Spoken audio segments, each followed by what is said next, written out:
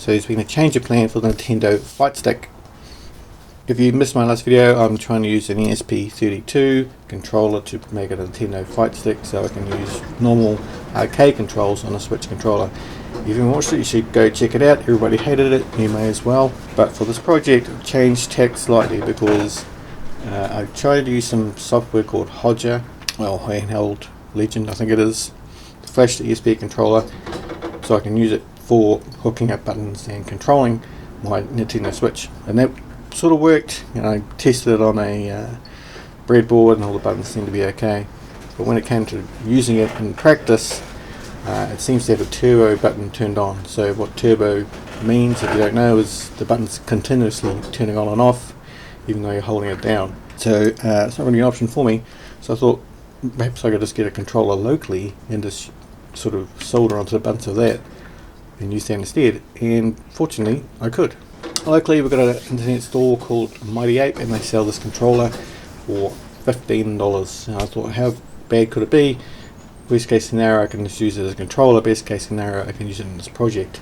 And it was actually better than that, because once I pulled it apart, rather than trying to track all the traces back to the circuit, they all had test points. So all I needed to do was hook up a wire to each test point and hook that up to my buttons. So for $15 I got a full controller. It's got all the buttons, it's got the capture button, analog sticks, audio output, everything people want for $15, including a battery. So it's all in one, and the LEDs all telling you which controller you're using. It's sort of ideal really. But the ESP32 is $19, so it just makes no sense persevering with this project. I'll just get another one of these when they're available, because unfortunately I didn't buy two, I just bought one and now they're sold out. It's a white label controller. I can probably get it off eBay, about $15. The ones I've seen on eBay and AliExpress start at $23, so that's an awesome deal. So like I say, all the test points are broken out, so all I need to do is connect a wire up and hook it up to my buttons. But what I did is I made this breakout box, so it's got the whole unit inside there, and I've just got some screw terminals so I can hook up my buttons. And it's pretty big, so if you want to make a handheld controller, it wouldn't be much good. But for our Fight Stick, which is huge, there's plenty of room for it to go in there. So for the unit itself, I've just broken out the buttons. I know these are around the wrong way for you Mortal Kombat fans, but I'll change it around. With the joystick, with the D-pad on the front, I've got left and right, select and start. So all the buttons you really need to make it work, because you don't use analog sticks on Mortal Kombat or anything like that.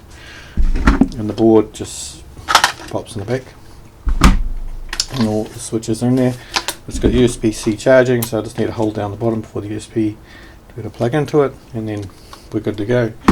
For the artwork, I got some images offline. I got them printed at the local stationery shop. I'll just be sticking these on top to make it look like the original arcade machine. I'm sort of deciding whether to do the whole unit or not, because it's just going to take up space, and maybe all I need is the Fight Stick. So all that's left to do really is to finish assembling this, put the label on front. There'll be some acrylic on top as well to protect the artwork, and then check on the base, and I just put a hole in there for the USB charging to come out when I need it. Not sure if I'm going to make a full build video on this, because it doesn't seem too popular, to be honest, but we'll see how we go. But anyway, thanks for watching.